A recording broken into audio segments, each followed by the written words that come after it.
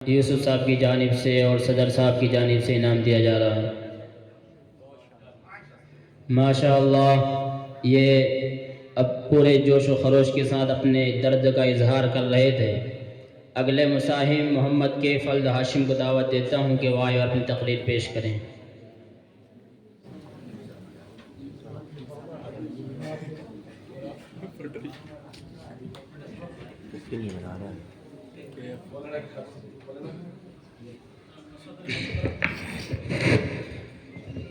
السلام علیکم ورحمۃ اللہ وبرکاتہ۔ نحمده ونصلی علی رسوله الکریم، اما بعد، قال اللہ تعالی اعوذ باللہ من الشیطان الرجیم، بسم اللہ الرحمن الرحیم۔ يرفع الله الذين آمنوا منكم والذين أوتوا العلم درجات والله بما تعملون خبیر۔ صدق اللہ العظیم۔ محترم صدر جلسہ، معزز حکم صاحبان، مشفق و مربی اساتذہ اکرام اور میرے عزیز ساتھیوں، آج کی اس پرنور مبارک محفل میں میری تقریر کا عنوان ہے عصر حاضر میں علماء کرام کی ذمہ داری۔ برادران اسلام، میں نے جو آیت کریمہ تلاوت کی ہے اس میں اہل ایمان اور اہل علم کی فضیلت بیان کی گئی ہے۔ آیت کا ترجمہ یہ ہے کہ اللہ ان کے درجے بلند کرے گا جو تم میں ایمان اور علم رکھتے ہیں۔ حقیقت یہ ہے کہ اللہ کے قرب کا بلند مقام علم سے حاصل ہوتا ہے۔ قرآن و حدیث میں علم، اہل علم، علماء اور طلباء کی فضیلت اور بزرگی و برتری بیان کی گئی ہے۔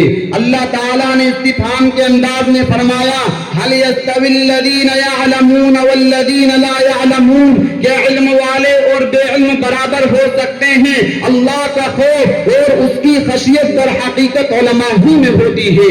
ارشاد ربانی ہے انما یخشی اللہ من عباده العلماء، بس اللہ سے اس کے بندوں میں سے علماء ہی ڈرتے ہیں۔ آیات خداوندی کا فیض اہل علم کو حاصل ہوتا ہے۔ باری تعالیٰ کا ارشاد ہے بل ہوا آیات بینات فی صدور الذین اوتوا العلم، بلکہ یہ قرآن علم والوں کے سینوں میں کھلی ہوئی نشانیاں بن کر جلوہ گر ہے۔ اللہ کے کلام کو پورے طور پر علماء ہی سمجھتے ہیں۔ وَتِلْكَ الْأَمْثَالُ نَضْرِبُهَا لِلنَّاسِ وَمَا يَعْقِلُهَا إِلَّا الْعَالِمُونَ۔ حضرات، یہ چند آیات علماء کی شان و منزلت کی بلندی کا اندازہ لگانے کے لیے کافی ہے۔ اللہ کے رسول حضرت محمد صلی اللہ علیہ وسلم نے علماء کی شان میں فرمایا ہے العلماء ورثۃ الانبیاء، علماء انبیاء کے وارث ہیں۔ اس سے ظاہر ہے کہ انبیاء علیہ السلام کی اعلیٰ درجے کی وراثت علماء کو عطا ہوئی ہے۔ حدیث شریف میں ہے قیامت میں تین قسم کے لوگوں کی شفاعت قبول ہوگی، انبیاء کی، پھر علماء کی، پھر شہیدوں کی۔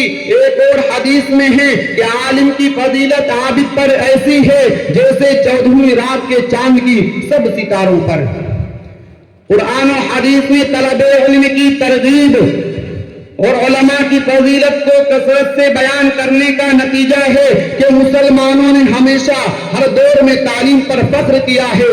علم کی دولت تقسیم کرنے میں مسلمانوں نے کبھی بخل سے کام نہیں لیا۔ اسلامی تاریخ ایسے بہت سے علماء و فقہ پر ناز کرتی ہے جو دنیاوی اعتبار سے کوئی حیثیت نہیں رکھتے تھے، مگر علم نے ان کو امت مسلمہ کی آنکھوں کا تارا بنا دیا۔ علماء کرام رسول اللہ صلی اللہ علیہ وسلم کے بعد امت مسلمہ کے رہبر ہیں اور دینی علوم کی اشاعت و ترقی پر مسلمانوں کی دنیاوی اور اخروی فلاح منحصر ہے۔ حضرات، احادیث طیبہ میں علم اور علماء کی فضیلت بیان کرنے کے ساتھ ہی یہ تنبیہ بھی کی گئی ہے کہ عالم اپنی ذمہ داری پوری نہیں کریں گے تو خدا کے عطا کیے ہوئے مقام و منصب سے گرا دیے جائیں گے۔ خالی علم کوئی وقعت نہیں رکھتا جب تک علم کے ساتھ ایمان اور تقوی نہ ہو۔ نبی اکرم صلی اللہ علیہ وسلم نے ارشاد فرمایا کہ میری امت میں دو قسمیں ایسی ہیں، اگر وہ درست ہوں تو سب درست ہوں، اور اگر وہ بگڑ جائیں تو سب لوگ بگڑ جائیں۔ ایک امراء یعنی حاکم اور دوسرے فقہاء یعنی عالم۔ ایک دوسری حدیث میں آیا ہے کہ مخلوق میں سب سے بہتر اچھے علماء ہیں اور مخلوق میں سب سے بدتر برے علماء ہیں۔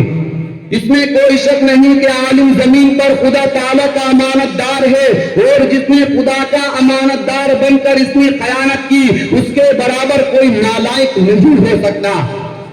ایسا عالم اور ایسا فاضل جس کی وجہ سے فسق کو ترقی ہو، جو دین کی عبادت کرنے کے بجائے اسے غارت کرنے لگے، سنتوں کو زندہ کرنے کے بجائے بدعتیں نکالنے لگے، خدا پرستی کے بجائے نفس پرستی میں مشغول ہو جائے، خدا سے ڈرنے کے بجائے مخلوق سے ڈرنے لگے، فکر آخرت کے بجائے دنیاوی مال و متاع کی محبت میں غرق ہو جائے، تواضع و انکساری کے بجائے فخر و تکبر، عجب و پندار نفس میں مبتلا ہو جائے، ایسا عالم و فاضل مخلوق میں سب سے بدتر ہے۔